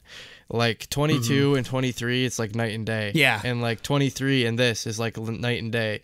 There's a visible, like what we were saying with AOA, is there's no progression whatsoever. Where Hyukoh, they're a regular band in that you can see the visible progression from album to album to album, to release to release to release. So it's awesome to see just like how much they've grown, or how their sound sort of changes between the releases.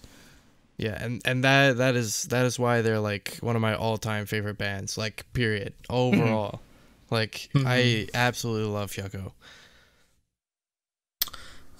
Next we have Citizen Kane. My favorite song in the album. Yep, easily my favorite song. That's my favorite as well. I really like the driving beat and guitar. I can't wait to see it live. It fits the song well. And the pre-chorus and the chorus with like the chanting, and then the pre-chorus having like the more tom-based beat, and then the chorus going back into like the super hard driving beat. I really liked that. Oh, the bass line on this was just like the dankest bass line I've heard in my entire life. It's so good. Like the first time I heard this song, I picked up like my dusty bass that's somewhere in the closet and tried to learn the bass line for it, because it's so good. This might be my favorite Hyukoh song, and that's saying a lot, because I love almost everything they do. And then to see this on an Apple like iPhone 10 commercial with like the Animoji thing, like while I'm watching the NBA Finals like yesterday or like the other day, and I'm just like, they totally deserve all this exposure, and I'm hoping more people get to know Hyukoh, because I know some people that they love K-pop, but they might not even know who Hyukoh is. So that's awesome that they got all this exposure, and like Apple Music, they're featured, like you said, Jacob. They're on like the alternative sort of playlist thing, and Like I'm honestly I don't know what else there is to say. Like there's just everything about this I love. One thing I want to ask you, Andrew, what was your like initial reaction when you like you're watching TV and it just pops up and you're like, wait, what? Well, I mean, I wasn't really surprised because I saw like there was a teaser video where Hyukoh's literally talking into an iPhone. Like you see him at the bottom, and then like the back is green screened where it's him in like the bear like thing.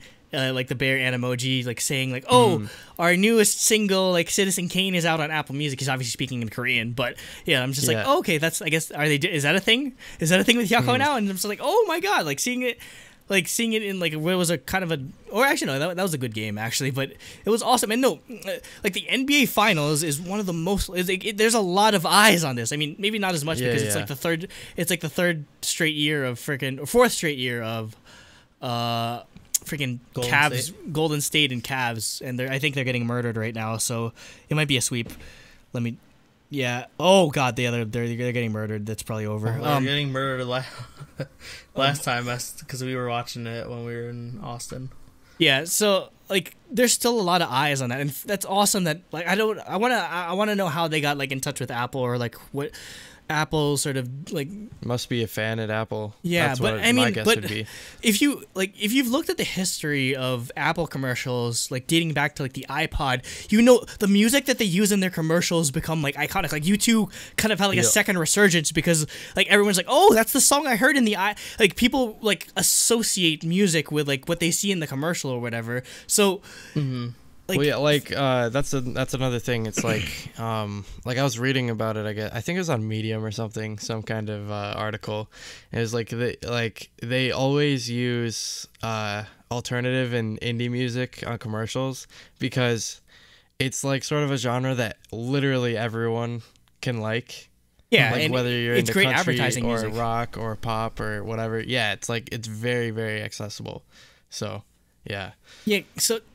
Like I can't even imagine to think of the bump that Hyukoh's gonna get for being in an Apple commercial.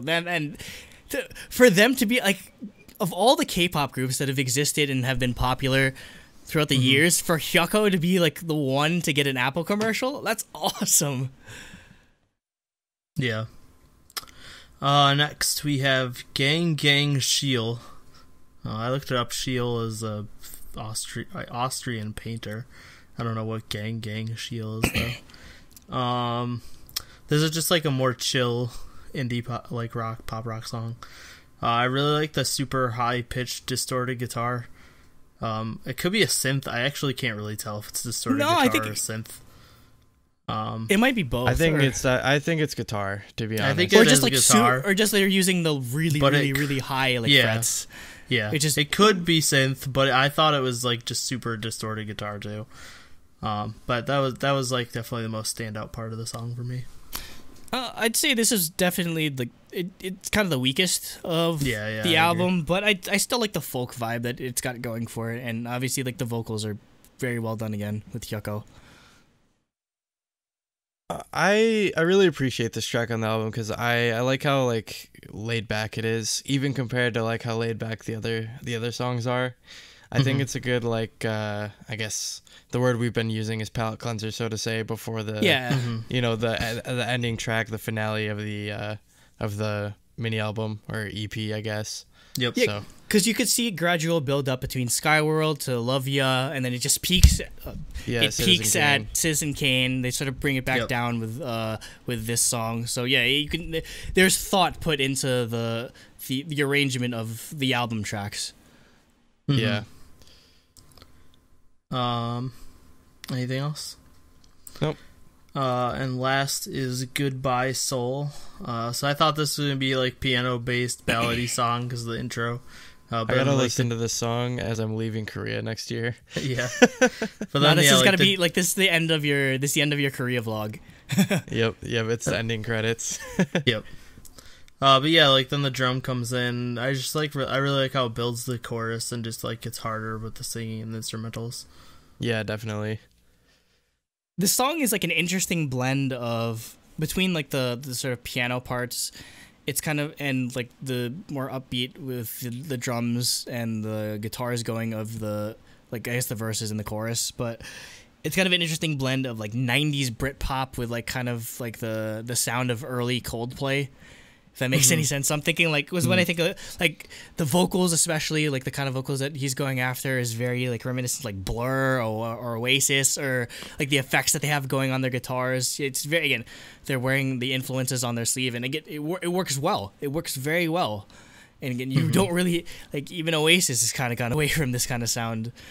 So like it's cool to see how like Hyukoh kind of picks and chooses like different sort of retro like influences and sort of like helps bring that into the modern age, but it's still identifiably Hyukoh, which is just that's a very hard quality to sort of, it's hard to make an inspiration or not sound just like an imitation, where it's just like it doesn't sound like they're just copying like these groups. So that's definitely a credit to the musicality that Hyukoh brings to the table. Yeah. So this, I don't want to say it's one of my favorite songs because like all of them are so good, but like I think it'd be between this and Citizen Kane if I were to pick a favorite. I think it's a really good way to end the album out, I guess. It's nice and catchy. I could totally see this getting an MV down the line, or definitely. I really hope they use this as like a closing at the an encore concert song in September. Yeah. Yeah, either this or like Tomboy or something like that, So yeah. Okay. So rankings. So I don't know if you guys remember, but like for 23, I think I gave it like a 6. God. Which like so to me this just isn't the music I listen to. And I think with a full album, it just started getting like tiring for me to listen to it. If that kind of makes sense, and it kind of just like blended together. But I think with this being a like mini album, I was able to appreciate it a lot more. So for me, I gave it a 5 for music, a 2 for concept. But then it was definitely an 8. So I did give them a bias point. I wouldn't have, because they aren't my bias. Like I definitely don't follow them or anything, but this is kind of what Jacob made the bias point for, to be honest. Yeah. And like, it definitely wasn't a 7. It was closer to a 9. I think, like, I know I'm going to be probably the lowest ranking on this with an 8, but I think like it's just my personal tastes. It's not exactly my thing, but I did think this album was really good. So yeah, I gave it an 8. 6 out of 6 for music. 2, 3. 3 out of 3 for concept. 1 out of 1 for bias.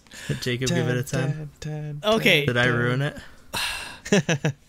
I didn't like. I think I've gushed on. Nate is Simon today. Yeah. Yep. I think I've gushed on enough about like how much I love this album and how much I love Hyukoh, but I feel like I didn't even talk about how awesome the album art is. You kidding me? Like this stuff looks like really some type of like freaking like post-impressionist like Van Gogh type painting and all that sort of stuff. They have that panda bear in there. They have all these like different people. Or like, this is an album that I would want to buy on vinyl because the art would not be justified on like a tiny ass CD. Like this is one of those albums that you buy for the art. So like just like this entire like the entire album just can be described with that one word, just art. Like this is art, like in its purest form. Like I don't know how they do it. Like they just keep releasing music, and I'm just a sucker for it every single time. And yeah, I cannot wait till we see them in September. I cannot wait. Like I possibly might be more hyped to see them now than I am before, because there's gonna be such a big following now that they've like I feel like 23 was kind of a watershed moment for Hyukoh in America, where I feel like a bunch of us like me, like I didn't even hear of Hyukoh before 23, but now like I feel like and with how big like Tomboy was, I feel like there's gonna be way more people. So it's only going to make the experience way better, and they're an awesome band live. They're so good. So just I really can't wait. yeah, your brains will be blown to smithereens. Dude, like legitimately, like I'm almost like more excited to see Hyukoh than I am to go to KCON. Like it's yeah, ridiculous. I feel you on that. Like they're definitely worth seeing, and if you have a chance, please make the effort to go see them, because they are a band worth seeing live, especially with live instruments and everything. It's an experience, and I feel like his album's an experience too. So just that's why it deserves a 10. No ifs, ands, or buts about it. It's a 10 in my eyes, and I rarely give out 10s, so that means a lot. Yeah. For me, again, like I absolutely adore Hyukoh. Like they're easily probably my favorite Korean band, I guess. 10 out of 10 for me. I don't know. I love every song on the album. It's like similar to like 23, where like since it came out, I've been listening to it every day. Mm-hmm. Like even Graduation. Like I listen to I love listening to that kind of stuff, like alternative and stuff like that while I work, because it's good to just it's nice and relaxing and stuff like that. And then there's like Citizen Kane, which is literally a song that I'll like turn all the way up on the radio Citizen in my Kane car is and drive so like lit. 70 miles an hour Yeah. down the highway. Like that is my song, man. Cause like I have to drive like an hour to get back home from Rochester where I work, so like I have to drive through the middle of nowhere on these like open roads. It's like Hong perfect. Kong taxi Yes. driver. It's just like Yeah, exactly. Exactly. Like so good. Mhm. Yeah, 10 out of 10 easily. I'm So, sorry I screwed it yeah. up. So it's a 9. It's a 9 overall. Still gets a shiny. It still gets a shiny, and I mean, Hey, Even if Nate gave it it's- a 0, I'd give it a shiny still. It's like how I made you give Pristine a shiny yesterday, even though last week, basically. even though we didn't even Rate score it. Yeah. Although Yeah. I did 10 out of 10. It's 10 out of 10. But no, Alright, yeah, so- I actually did like this album a lot, and Yeah, like it's- saying something it's- for this not being my music at all. Yeah. I mean, it's nice and refreshing. Like every time Hyukoh comes out with something, it's I don't know. I always just look forward to it, I guess. Similar to when like Epic High puts out music. Like yeah, because it's a they similar feeling, you know. take What their are they time. gonna do next? Yeah, and you're Yep. always in anticipation of what their next or the evolution of that sound is again. So Speaking of Epic High, Tablo said he's giving us a lot of new music this summer. don't bamboozle But us. we have to God pay damn it. attention, whatever that means. So Yeah, I don't know what that I think means. I think but- that means he's gonna be producing for other Artists, probably. artists. Damn. Is what I took that as. Or Like, wait, it's- what if it's What else another would- Tablo album? us having to pay attention mean other than it's not I going want- to be obvious? I want a Yeah, Tablo maybe. Hyukoh collaboration, not just a Tablo Epic High collaboration. So yeah, next time, I want them to remake That Airbag, Tablo so I Epic get High. a studio version of that. yeah, Airbag with Hyukoh on vocals. Yeah, that needs to be Yeah. remade, definitely. Damn it, Soul's getting destroyed, and I'm sad. Oh, I'm no, pulling an Overwatch- Andrew and yeah, watching they Overwatch League screwed on my it. phone Yeah. down here. If they win this, they still have a chance of the playoffs. I think if they lose this, they're probably not making it. Golden State is basically going to win. They're up by like so- 23 points with 9 minutes left to go. So congratulations to the Golden State Warriors, back-to-back champions of the NBA. All right. Yeah. Okay, let's move to topic we can 4. go on to the fourth and final topic: Chinese letters. Chinese By letters Yubin. by Yubin. All right, I'm going to have to figure out how I to was do say this. I was gonna let Andrew rock this because he was the one doing all the stuff with the things. All the non-Korean stuff, basically. I mean, I didn't even like formally review it or anything. No, me didn't- neither. I mean, it's only a single. I'm gonna wait to rate it until we get the full album. Okay, so Yubin, Wonder Girls, former Wonder Girls, she released what was supposed to be a sort of a single album a couple days ago, and the whole sort of concept of it was city pop. Now, for those that don't know, city pop is a Japanese music genre that sort of came out of the 80s, where the name city pop came out of, or it was coined because it's music that sort of came out, or it's the kind of music that they were putting out in Japan when the sort of rise of like urbanization and like people living in like cities and like playing like this type of music on their cassette players and that sort of thing. So that's where the name city pop came out of. But it's very influenced by disco and like maybe sort of like 80s new wave to some degree, and it's great. It's the basis of the sort of, I guess, remix genre known as future funk, which you find a lot on SoundCloud. So what happened with this is they're going for the city pop sort of feel. Just before we get into like the questionable song, what were your thoughts on City Love, which was I believe just like the only song that we ended up getting, because I obviously loved it, but I mean, it's such a different genre for you guys, so I want to hear your thoughts on it. Do you mean it's called Lady? Is it Lady? Yeah, Lady is the. I don't know. Like they give there's like there's like 3 different titles for it, or no, like somebody like, or apparently one of the English titles is City Love or whatever. But if it's Lady, no, City Love, isn't that the band track? I don't know, maybe, but it might be. But yeah, the Chinese characters one. So what'd you guys think of it? That's Lady, yeah. Okay, Lady. It's I don't know. It was good. I think the choreo is like really basic, which like fits the style, but like it's a little boring, to be honest. Like I really like the song, but like I don't see myself like ever really watching live performances. If that makes sense. I think for this I actually, I don't know, I thought it was actually really cool. Like I was super surprised it wasn't like a hip hop track from Yubin, but yeah.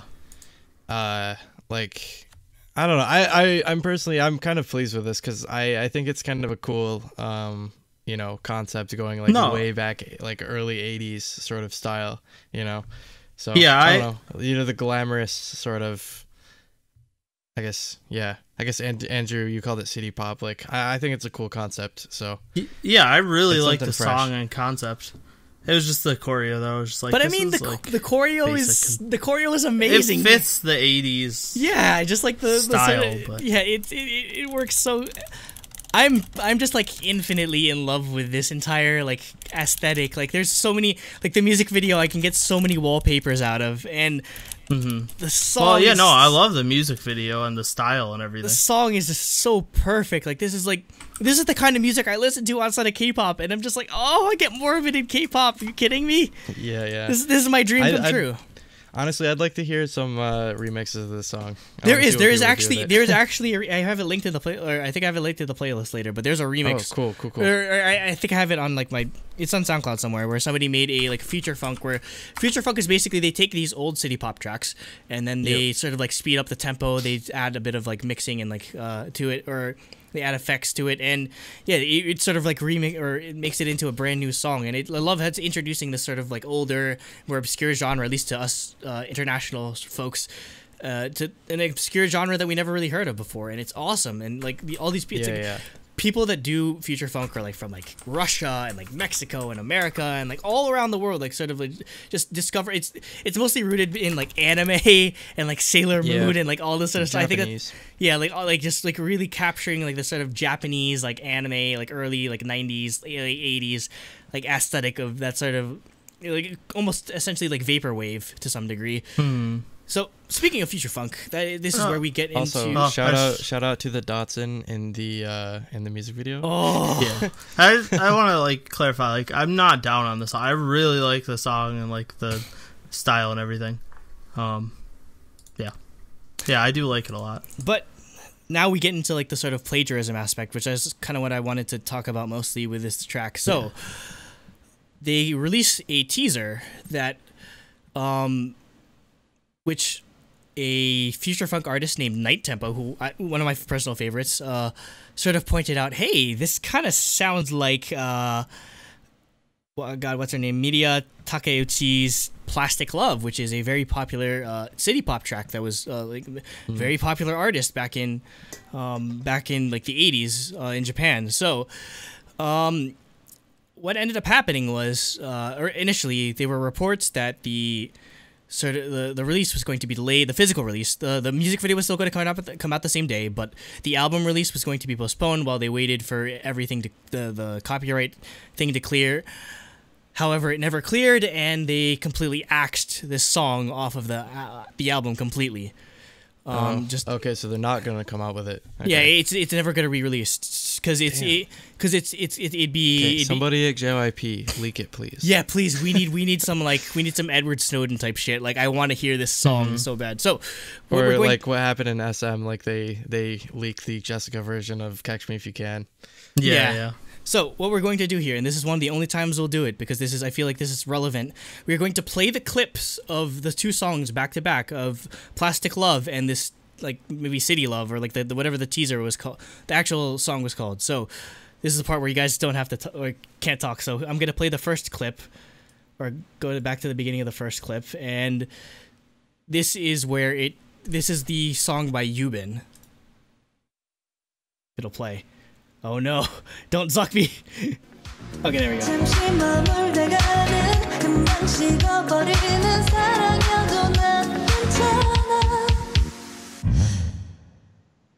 Okay, so that's just a tiny bit of the song.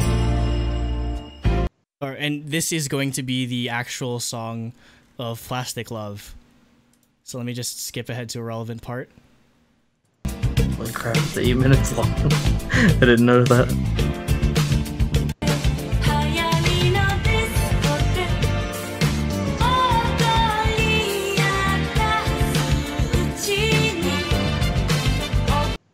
So you could hear the similarities in I think I can see it.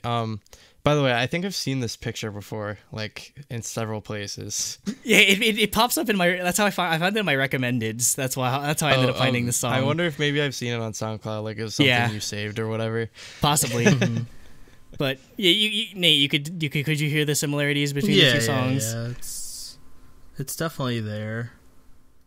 So the interesting part of what happened was the producers of the B-side were somebody named Junichi Hoshino, who is apparently an active J-pop writer. I tried to look up credits, but the only one I saw was like straight up like he did a you know what character songs are in anime where like they sing like as the character. He did one for he did one for like Nagato from freaking like Haruhi or something. Like he produced it. I was just like, what? And like other J-pop songs. And Toyo, who is a JYP producer, I think the mistake they made was they were trying to go for the city pop sound, but they weren't able to differentiate, like I was talking about earlier, where it's hard to separate like inspiration from imitation. I feel like they went way too much on the imitation aspect of this, where they just made a kind of a carbon copy of Plastic Love. And I think that's, and the reason why Night Tempo brought this up was because he made he made because if one of you could forward the video or click the video, I mean the third video in the playlist. Yeah, okay, hold on.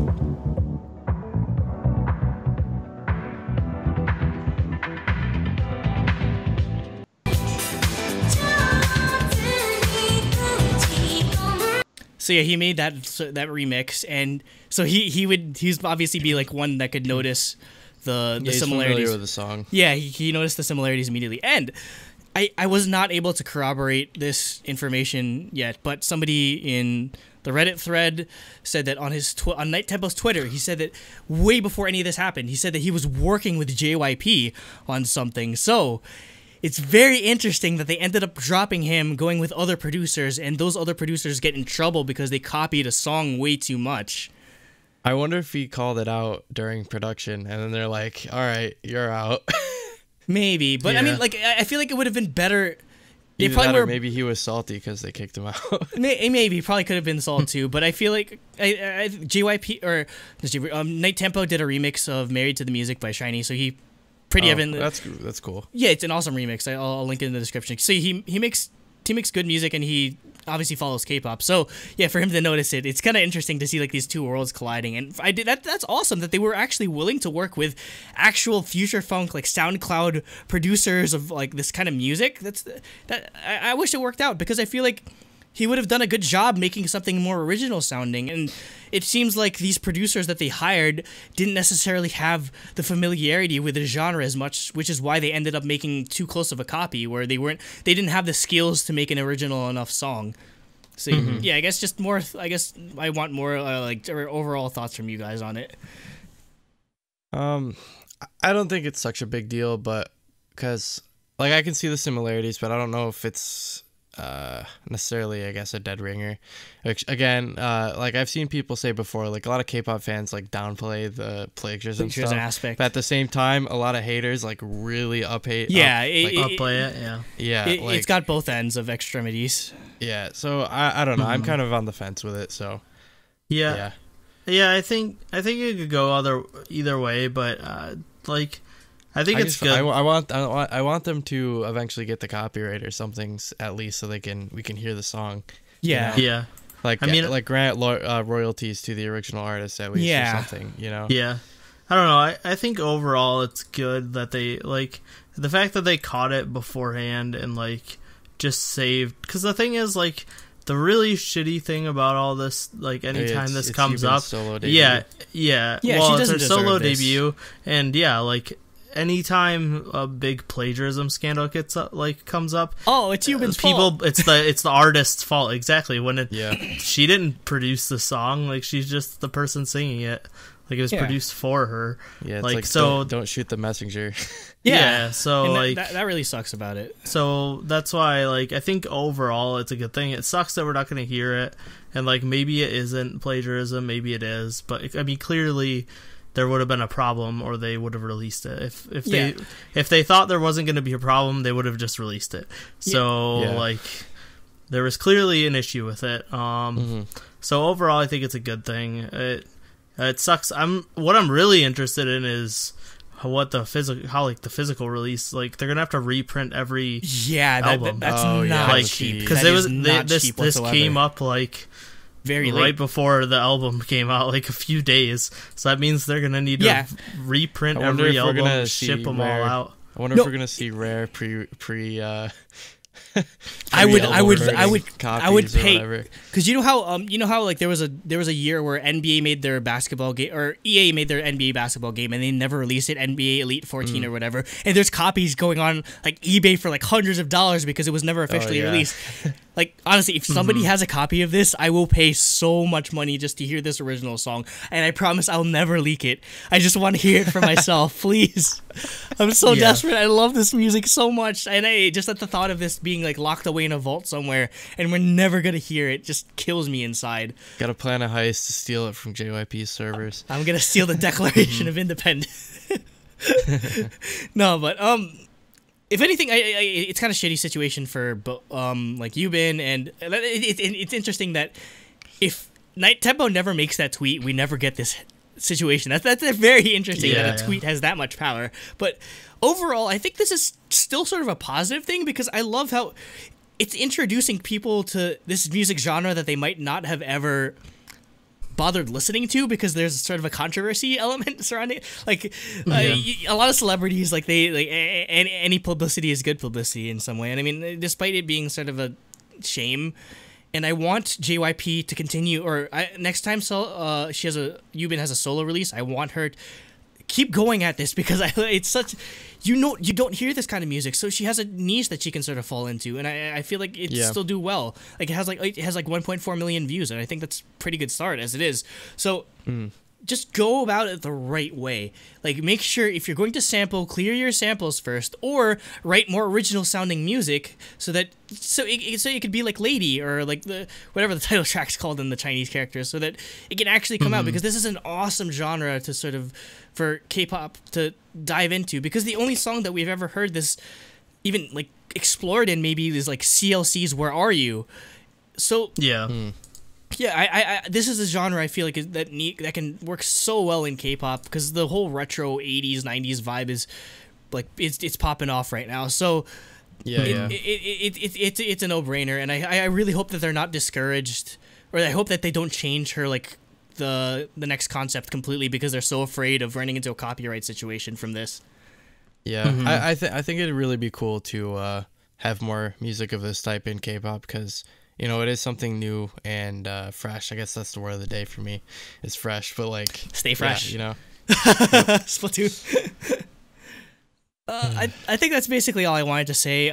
If you want to look up more, City Pop, one of our viewers, Rob Chang, linked an amazing playlist of all these awesome like Japanese City Pop artists that are still up on YouTube before they got nuked. I don't know, because like Japan really protective of their music. If you want to listen to more future funk, which is the stuff I'm very familiar with, I would recommend this guy. If it would show Desired. No, Desired is. I have the cassette tape for this. There's a big thing where all of these future funk artists, they get cassette tapes manufactured in like Hong Kong, and like there's only so many of them. They sell out all the time, so that's why I have like notifications on the Bandcamp, so that I buy them all the time. I listen to like Desired, Young Day is very good. Macross 8289. Night Tempo, obviously, like all of these are very solid like artists, and if you love Sailor Moon or anything anime, you'll love this type of music, because it's just like all like Sailor Moon like snippets of like, or sound bites and that sort of thing, and like all of the artwork is like this, where it's all like Sailor Moon graphics and everything. So yeah, I love that I get to talk about this, or I love that I get to like sort of like expose people to this in the sort of the context of K-pop. So I feel like it's still a net positive, despite it being like a plagiarism controversy in a way. Yeah.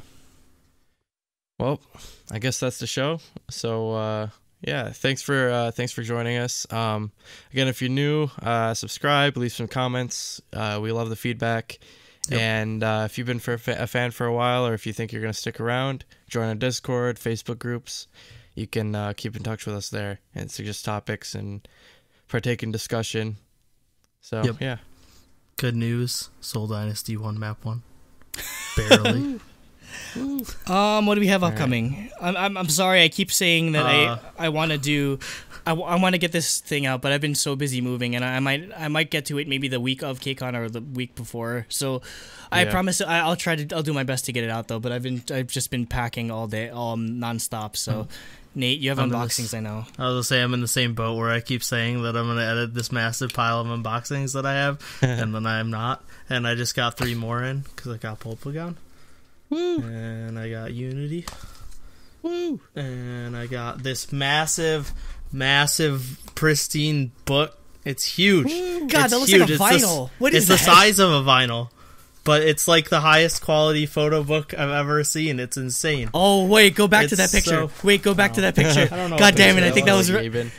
No, that was. I think it was Yubin. Oh, it was.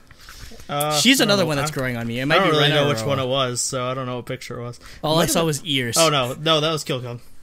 Oh, that's my bias. Okay. Giant. Oh my god, yeah, like, centerfold. The quality of this photo book is just insane because it's so big. Like, look at these pictures. They're huge. Save it for the unboxing. So yeah, I gotta unbox that too. But I've got a massive pile of old unboxings, and now I got new unboxings to film. And then I ordered a bunch of LOONA albums, but I probably won't unbox those because I'll just wait till Andrew orders all of them and just does one giant hour-long LOONA unboxing extravaganza. Mm-hmm. And so yeah, the next time you guys will see me will be during our KCON episode. So we're gonna have a bunch of special guests, possibly, assuming everything play goes. Some games or something if we can. We'll see how this ends. I just need to finish the basement. It's probably gonna be first. A giant mess. Yeah, it's gonna be a clusterfuck. Yeah, it's fine. We might as well live When stream have we not been a dumpster truck on fire as well? Yeah, that's basically. True. Yeah, we had a technical difficulty this episode. Yeah. I hope you enjoy it. I hope if you're going to KCON, New York, please show your face. Don't be a stranger. I'll be waiting in line for most of the day, but I know Nate and Jacob are gonna go around. They're gonna go watch. I thought Jacob had to wait in line too. I mean, I guess only one of you guys. Yeah, only one of us. We can switch off. Exactly. Cooper and I will be for sure going around to panels and stuff on Saturday. Yeah, so if you're gonna be there, say hi. Give us any suggestions you might want to see, and yeah, just definitely we want to meet you guys, because I know there's a bunch of you out there. So anyone going to New York Comic Con, by a bunch he means like 4. KCON. Actually, no, New York Comic Con though too. I need more K-pop fans, because I need more people that appreciate my stupid K-pop cosplay. Your Lionheart. Yeah, I need more people that understand. Yeah, what dumb cosplayer are you gonna do this year? I'm gonna do the Hyukoh thing. The giant mound on your head. No, I don't think I could do that. So I mean, you could just get a giant beanie and put like cardboard. You gotta get the fake Hyukoh. The lip, the lip ring. Yeah, I need to do that. So just get a couple of BBs and like glue them to your lip. Glue things to your lip. It's a great idea. So yeah, I think that's everything. So yeah, I hope you enjoyed our reviews, and thank you and goodbye. Annyeong. Stay funky. Throbbingly funky. A new funky mode. Funky Kong, best Kong.